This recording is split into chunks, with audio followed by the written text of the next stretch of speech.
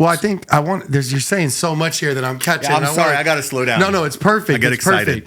The part about individualism, I think that happens a lot in hip hop as well. Me, Right. Caucasian guy walking Right. into certain rooms, right? Right. And I think a lot of artists fall into that, right? Where you have to have the rap suit on. Well, what did Chris Rock said? Chris Rock said, we're living in a world where the best rapper is white, the best golfer is black, Right. and the best guy in the NBA is Chinese. Yeah, right there. Exactly.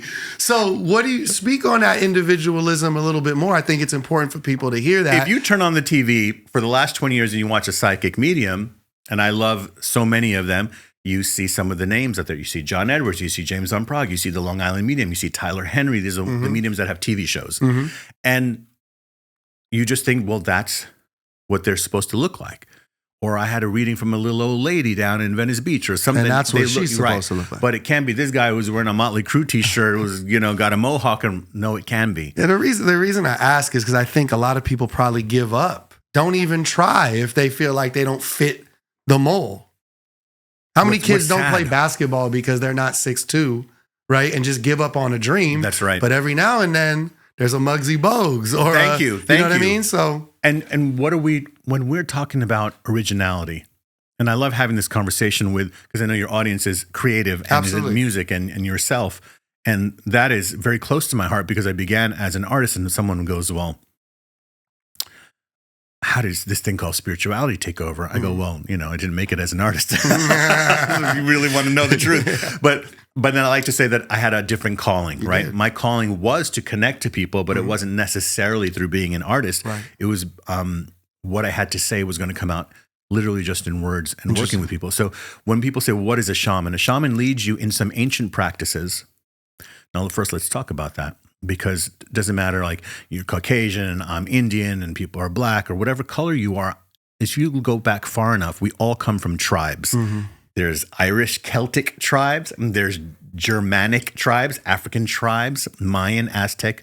Everywhere in the world we come from a tribal culture. In those tribal cultures, there was always a shaman, a medicine man or a medicine woman. There was an elder. There was a seer who you would go to. We see it in the movies.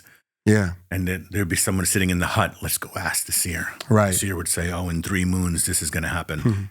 Because we have been told, we've been bamboozled, as the old phrase that Malcolm X used to say. Right. You have been robbed of the understanding that you do have a sixth sense.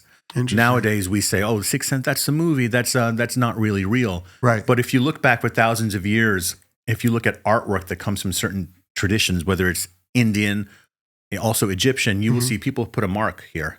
Yeah. Indians to this day have a red dot here. In ancient Egyptian art, you see it. Also in the Mayan and Aztec, we've seen this repeated, that people are marking this spot called the third eye. Yeah. The third eye is your intuitive sense. Not all your senses have to do with what you touch, you smell, you taste. They also are about what you sense. Yes. Oh, man. So as an artist, and as a human being, I would say that actually your greatest strength is your sensitivity. Your when sensitivity. You're the most calm and in your peace, right? Yes, That's you have when you to can be. make the best decisions. Well, that sensitivity can overwhelm you at times. So your distance from it, when I'm going like this, is like there's a distance from our sensitivity where the sensitivity overwhelms you. Some people are so sensitive they can't leave their house. Right. Or as men especially, we shove our feelings down. We're told, don't cry, Right. don't express. This is what a male is.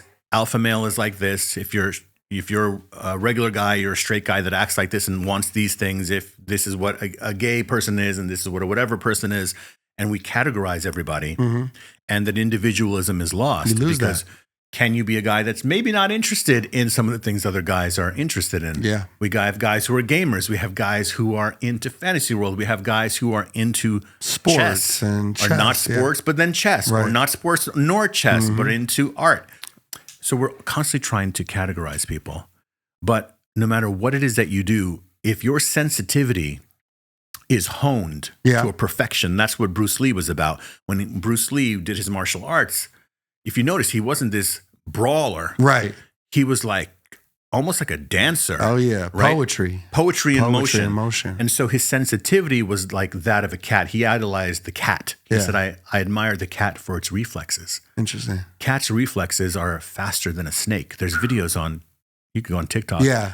And the snake in slow motion is going towards the cat, and the cat just slaps that snake to the side. So I train people how to use their sensitivity as their strength so it doesn't overwhelm them,